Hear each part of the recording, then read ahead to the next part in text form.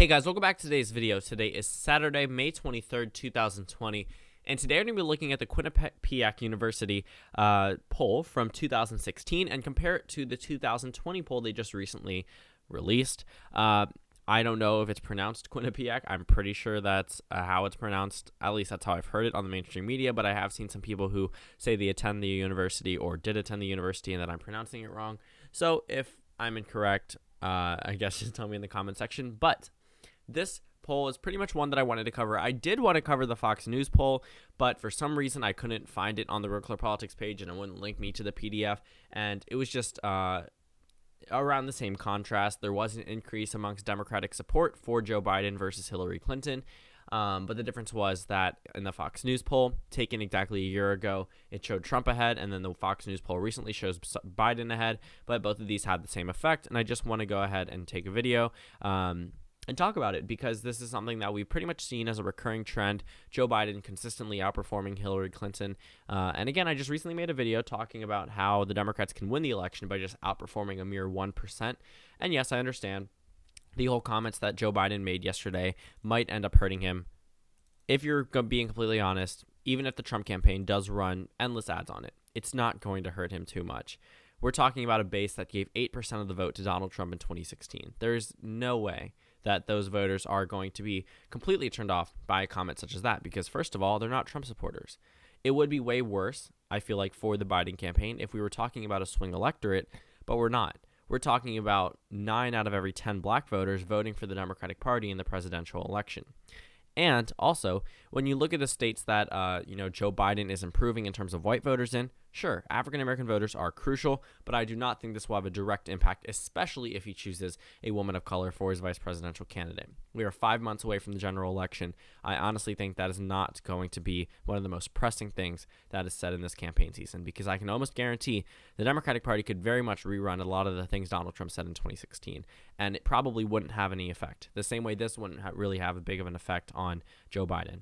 The media always likes to cycle things in and out, 24 hours, and then it's something new. I guarantee it. There will be something new in a week from now, and we won't be talking about this. So, yes, it may negatively impact for the next week, but I don't think it's going to have a lasting impact. Being completely honest, we know the American electorate. They really don't care.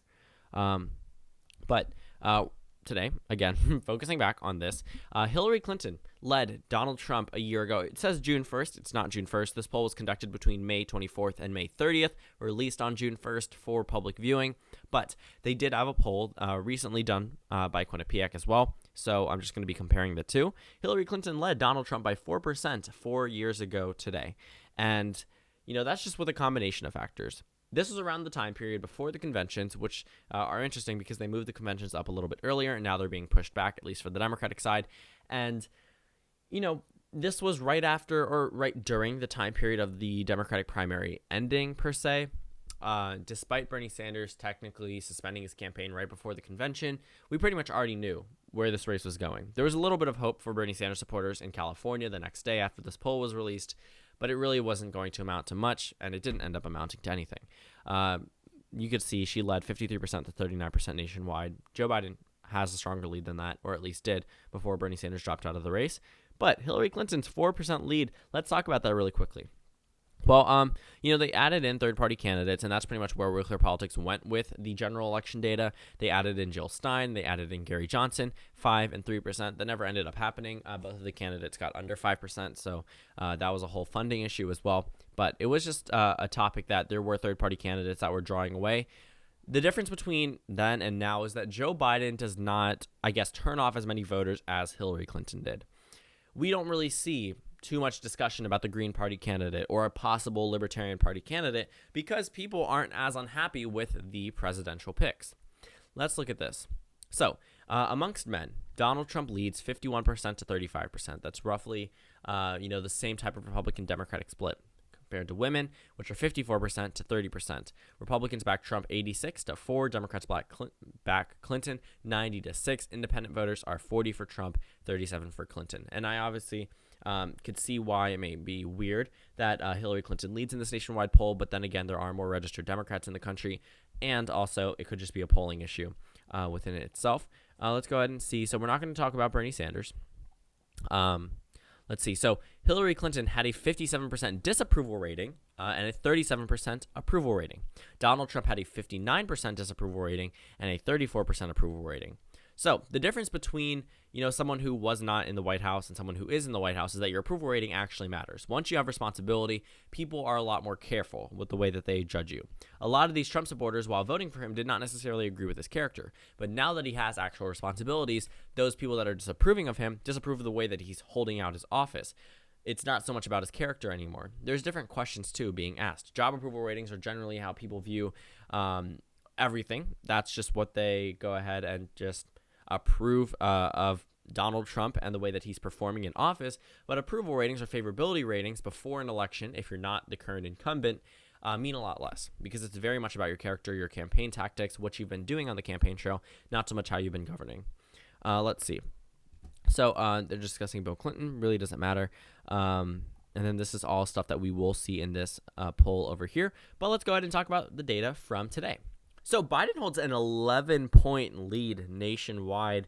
There's absolutely no way any of these candidates win by 11% nationwide, but it is very, very, very, impactful to both campaigns. The fact that Joe Biden is right now running up Hillary Clinton's margin by 7% nationwide. Hillary Clinton won the popular vote by around 2% in 2016. If Biden somehow outperforms that, he wins the election. It doesn't matter. Even if he's outperforming by winning up voters in California, he's going to get that narrow 0.8% in all three of the swing states that push him to victory. And it really doesn't matter. Winning the White House wins the White House. 4 years, doesn't matter what the margin is, doesn't matter what the margins in each individual state. That only matters if you really want a mandate, and that's not really going to happen for either of these candidates. But let's go ahead and see. So it's an increase for Joe Biden. He previously led by 8%, and now he leads by 11%. So that's pretty good for Joe Biden.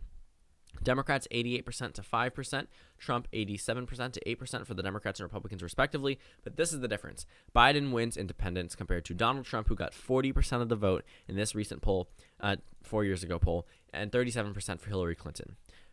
47% to 36%. So Donald Trump lost 4% of independent voters, and Joe Biden gained 10 in comparison to Hillary Clinton's numbers.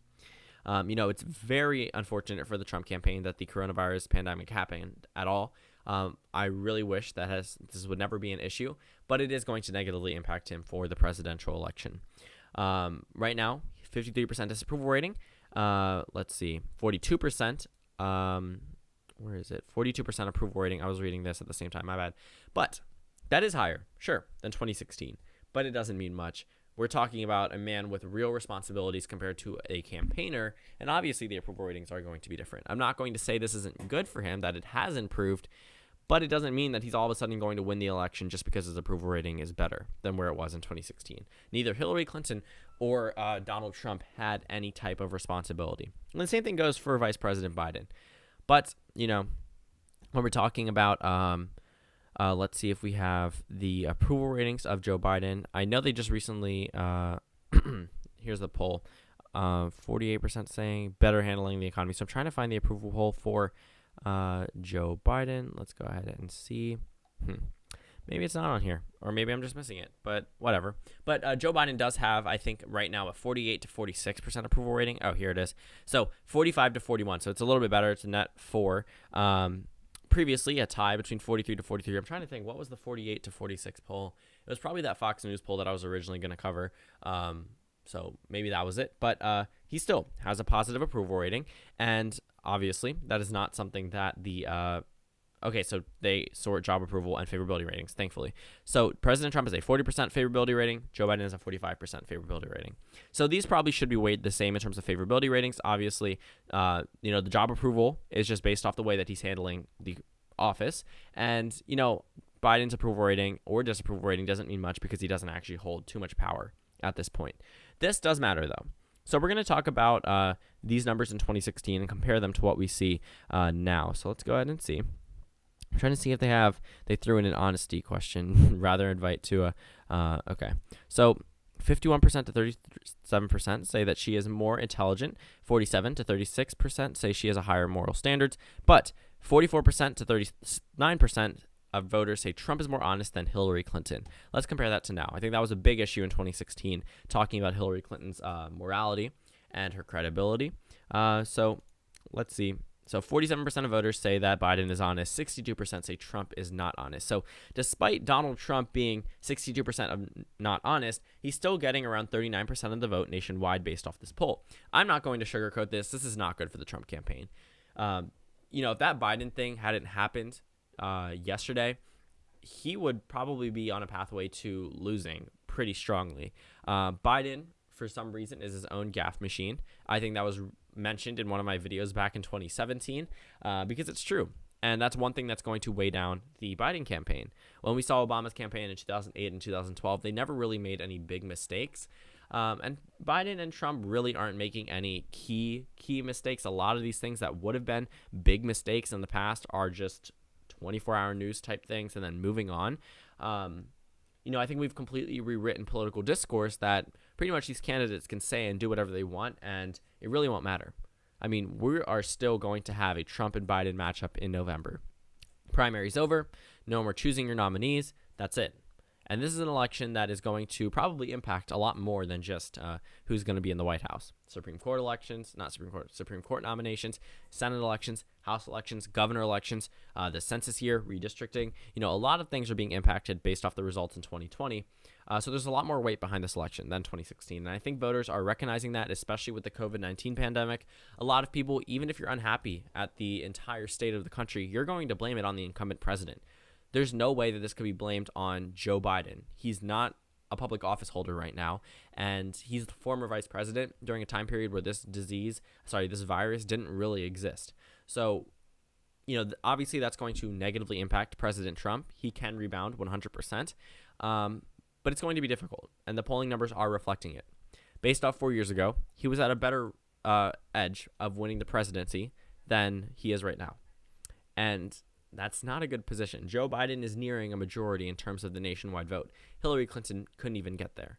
So, yes, a lot of people thought Hillary Clinton was going to win, but if you applied these numbers to 2016, it would have been almost absolute that people thought she was going to win. There would have been no naysayers. And it's very good that people are way more skeptical now, but I think that the Biden campaign is going to be riding pretty high for the next couple of weeks after this little bump from his comments because, again, we are talking about the American electorate, and I can almost guarantee it, they'll either forget or they just don't care. And whether that's unfortunate or not is not up for me to decide, but that's just how our entire political system works. So thank you guys so much for watching this video. Make sure to comment down suggestions below. Subscribe if you haven't already, and I will see you all later today.